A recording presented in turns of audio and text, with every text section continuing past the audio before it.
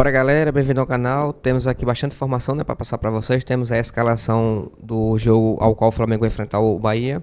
O Tite mudou tudo. A gente até tem trazido aqui durante a semana, né, os bolsos como o time teria para enfrentar o Bahia, mas ontem, no treinamento de ontem, o Tite mudou tudo, tá bom? Decidiu manter o Léo Ortiz como volante.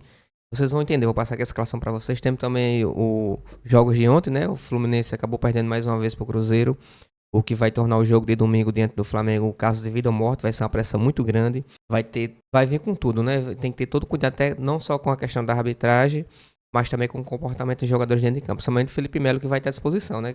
Lembrando que ele foi suspenso agora do último jogo, depois daquela, na minha opinião, uma tremenda de uma sacanagem, uma tremenda de covardia que ele fez lá com dos pessoal que fazia parte da comissão técnica do Atlético Goianiense. E vai estar domingo pro jogo, a gente sabe como que funciona, né? Como ele tem um temperamento complicado, a CBF não toma nenhuma atitude em relação a isso, ninguém toma nenhuma atitude e fica por isso mesmo, tá bom? Eu espero que dessa vez agora tenha uma punição, né? Que, na minha opinião, já passou do ponto já.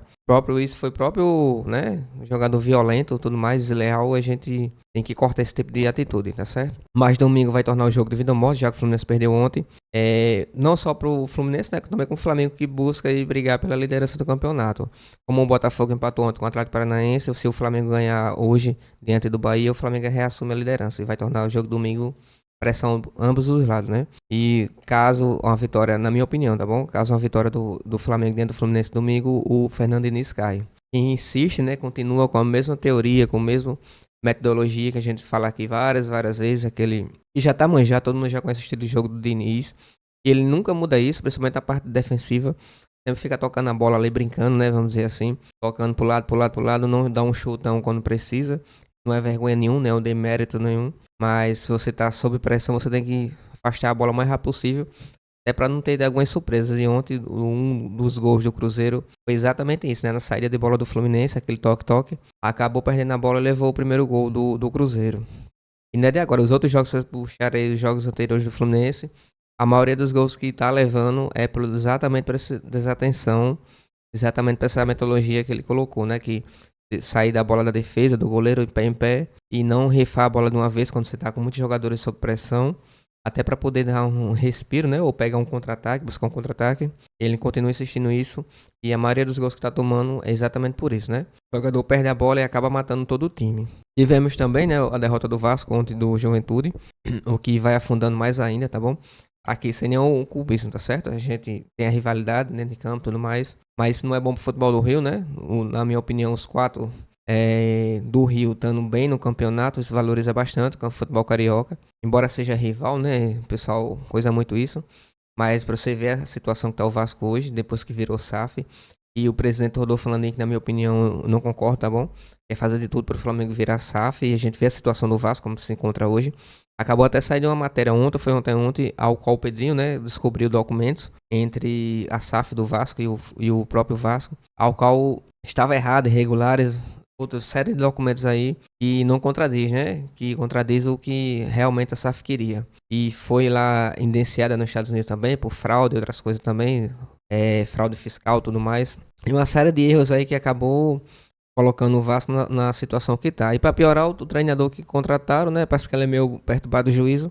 Continua insistindo com três zagueiros. O Vasco não tem nem. Com três atacantes, perdão. O Vasco não tem nem dois atacantes de ofício. Ele joga com três atacantes, deixa o time muito exposto. Poderia até ter levado uma goleada ontem do Juventude. E foi o menos possível, né? Até assim, dos resultados foi o menos pior. Até pela situação do jogo tudo mais, o Juventude jogando em casa. E o Vasco deixando muitas brechas aí. Foi até o Flávio Azevedo, né? Que faz a cobertura. O pessoal tira muita onda com ele, faz react sobre as suas reações, até detonando o treinador do Vasco com toda razão. E, inclusive, eu tava vendo a matéria agora há pouco, ao qual, eu não sei se foi a SAF, o Pedrinho, mas quem manda é a SAF, já vão demitir o treinador, né? Mal chegou, 4 jogos, né, com esse, já vai pra demissão. Você vê o rodízio que é a desorganização, tanto de clube, né, de instituição, como questão de campo também. A bagunça que virou o Vasco hoje, depois que virou SAF. Não só o Vasco, alguma série de outros clubes também que virou SAF. Não deu certo, o Flamengo não precisa disso, tá bom? Hoje é um time sadio, estruturado financeiramente, é organizado dentro e fora de campo. E dentro de campo agora mais ainda, né? Depois do cada jogo a gente vê do Flamengo, o Flamengo tá mais organizado, com espírito competitivo, com espírito guerreiro. E faltava isso antes no Flamengo. E a gente não quer que o Flamengo também passe por isso. Por isso, eu sou contra a SAF, independente do presidente e tudo mais. Mas não tem precisão disso, tá bom? Até mais em relação ao estádio e tudo mais, o Flamengo não precisa virar SAF para poder construir seu estádio. Tem recurso suficiente, tem patrocínio aí, como o próprio Marco Braz falou, né? Tem patrocínios aí que dá para bancar tranquilamente a estrutura, a construção, todo o planejamento do estádio do Flamengo, tá bom? Em relação à escalação, temos aqui, vou passar aqui para vocês. Temos aqui a escalação, né, do Flamengo que vai enfrentar o Bahia. A gente tinha trazido aqui, como eu falei no começo do vídeo, que como o retorno da Ailton Lucas e do próprio Alans, o time voltaria normal, com o Luiz Araújo na ponta, Gerson recuado e tudo mais, mas não foi isso que aconteceu, tá bom? O time que o Tite treinou nesse último treinamento, essa quarta-feira, é o seguinte. Goleiro Rossi, zagueiros, lateral Wesley e Léo Pereira e Ailton Lucas, tá bom? Zagueiros Davi Luiz e Léo Pereira, a gente pensava que era até o Léo Ortiz e tudo mais, mas o Léo Ortiz vai para volante, vocês vão entender o porquê. Rossi, Wesley e Léo Pereira. E Davi Luiz e Ailton Lucas, esse é o sistema defensivo, tá certo? Ailton Lucas pela esquerda, Wesley pela direita, Léo Pereira e Davi Luiz na zaga.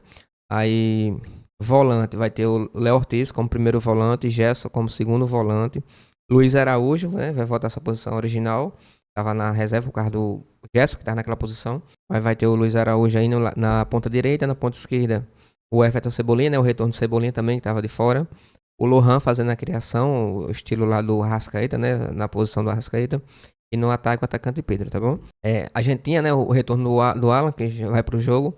Mas o Tite, como ele passou muito tempo aí recuperando de lesão, o Tite achou melhor ele entrar só no segundo tempo. Com isso, o Gerson vai mantendo a sua posição e o Léo Ortiz vai ficar improvisado aí como primeiro volante. Passa sempre no segundo tempo, ele saque o Luiz Araújo, coloca o Gerson na posição da ponta e acrescenta o Alan, né, no lugar do Léo Ortiz, né? Possa ser que ele faça esses bolsos no segundo tempo, mas esse é o time aí que vai enfrentar o Bahia hoje, tá bom?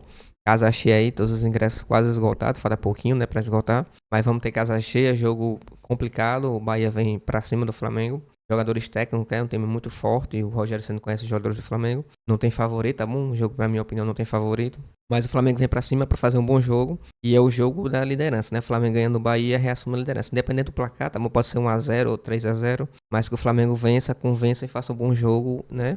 Pra poder reassumir a liderança e continuar aí enquanto os jogadores estão na Copa América. Pra poder acumular o maior número possível para quando for na etapa final do Brasileiro não passar sufoco, não passar nenhum perrengue, tá bom? Espero que tenham gostado do vídeo. Se puder deixar o like e se inscrever no canal, vai ajudar bastante.